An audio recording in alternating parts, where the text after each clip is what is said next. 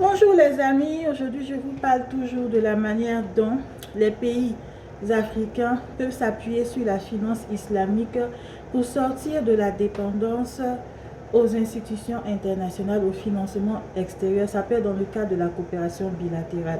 Parce qu'on est souvent dépendant de certaines institutions internationales pour financer le développement durable. Mais j'ai voulu m'appuyer sur les acteurs spécifiques que sont les femmes pour que celles-ci soient au cœur de la dynamique de développement durable. Et cela répond à une question de justice sociale qui va permettre à des acteurs, à des institutions comme celle de la finance islamique qui sont aussi alignés avec cette notion de justice sociale, de nous appuyer en termes de financement afin de sortir de la dépendance à certaines institutions. On a toujours besoin d'elles, mais on ne veut pas être dépendante à vie de ces institutions comme l'Union européenne. On veut aussi mettre la main à la poche, comme on parle beaucoup de souveraineté dans les pays de l'AES. Donc, ce n'est pas en dépendant de l'Union européenne ou des fonds de développement des États-Unis que nous allons atteindre la souveraineté, parce que la souveraineté passe d'abord par la souveraineté économique. Donc, sur le plan économique, qu'est-ce que nous allons faire pour ne plus être dépendants de ces institutions multilatérales de développement ou de la coopération bilatérale? Ce n'est pas non plus en changeant de maître, entre guillemets. C'est-à-dire, on ne va pas quitter la dépendance à l'Union européenne ou aux institutions américaines de coopération multilatérale ou bilatérale pour aller tomber dans la dépendance aux banques islamiques de développement. C'est pas ça. Déjà même le principe de la finance islamique, c'est le partage des risques et des bénéfices. Ça veut dire que nous-mêmes aussi, nous allons mettre la main à la poche, nous, États africains, surtout les pays de l'AES qui parlent de souveraineté économique. Et nous allons aussi devoir nous aligner davantage avec la notion de justice sociale. C'est pour cela que j'ai pris les femmes comme actrices principales.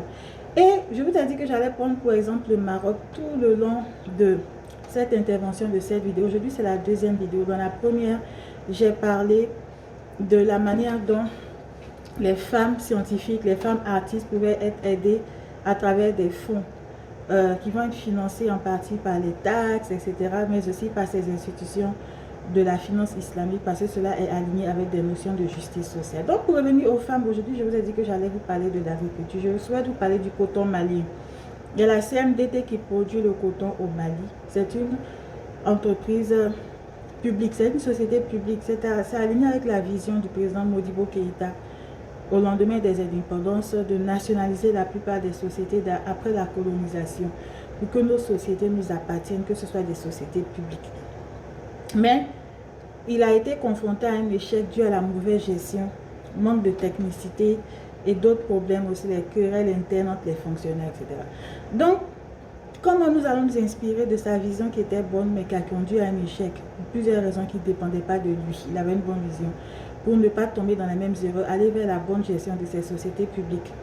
Je vous ai dit que le problème principal en Afrique, c'était la mobilisation des capitaux dans le secteur informel.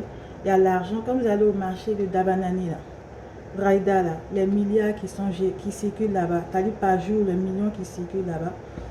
Si on pouvait mobiliser ça, sans forcément contraindre les populations, parce que les taxes, ça peut plomber l'économie. Mais, comme on va mobiliser ces fonds-là, il y a par exemple le fait de permettre à la population d'être actionnaire dans les entreprises publiques. Avec le citoyen malien lambda, je parle pour l'Afrique de l'Ouest, pour l'Afrique en général, même l'Afrique australe, le citoyen africain lambda qui peut être actionnaire dans une entreprise publique, à condition que cette entreprise publique, par exemple la CMDT dans le cadre de la production du coton, soit bien gérée. Donc, qu'il n'y ait pas des irrégularités. Le citoyen malien lambda, il veut bien investir dans cette entreprise publique pour nous permettre, parce que le coton est le deuxième produit d'exportation du Mali en 2024-2025, après l'or. Donc, si c'est restructuré, si c'est bien géré, eux, ils payent des impôts. La CMDT, normalement, doit payer des impôts. Même les entreprises publiques, les sociétés publiques, là, elles doivent payer des impôts. Et c'est avec ces impôts qu'on augmente les recettes fiscales, le budget de l'État. pour nous sortir de la dépendance à ceux à qui on ne veut plus être dépendant. C'est aussi simple que ça. Parce que si on veut dire aux populations que nous voulons être maîtres de notre destin, que nous voulons aller vers une souveraineté, il faut qu'on sorte de la dépendance à l'Union européenne. L'Union africaine est financée en grande partie par l'Union européenne. Là-bas, tout ça, on a besoin d'eux, mais si on veut aller petit à petit, c'est pas un coup comme ça. Moi, je ne suis pas spécialiste en économie, mais j'ai mené beaucoup d'actions de solidarité. Donc, j'ai réfléchi dans le cadre de mes actions de solidarité, dans le cadre associatif, à la manière dont on peut mobiliser des fonds pour aider des populations vulnérables. C'est une question de justice sociale. Je suis très attachée à ça. Les femmes, je vous ai parlé de la budgétisation sensible aux gens. Ça veut pas dire qu'on va donner plus d'argent aux femmes, mais on va orienter le budget de telle sorte qu'ils tiennent compte des besoins spécifiques, comme je l'ai dit hier, des populations vulnérables comme les femmes, pour combler les inégalités. Donc les femmes constituent 80% des travailleurs agricoles en Afrique. Mais elles sont souvent cantonnées aux cultures, elles ne sont pas dans les cultures de rente qui génèrent beaucoup de revenus. Ça, c'est aux mains des hommes. Mais fort heureusement, le coton, c'est une filière où les femmes sont présentes, même au Mali. Alors, si on veut agir dans le cadre de la justice sociale, d'une budgétisation sensible aux gens, le fait d'investir dans la filière du coton, dans l'agriculture, ça va aider indirectement les femmes. Parce qu'elles sont la majorité de ces travailleurs, de ces agricultrices dans cette filière, de 1.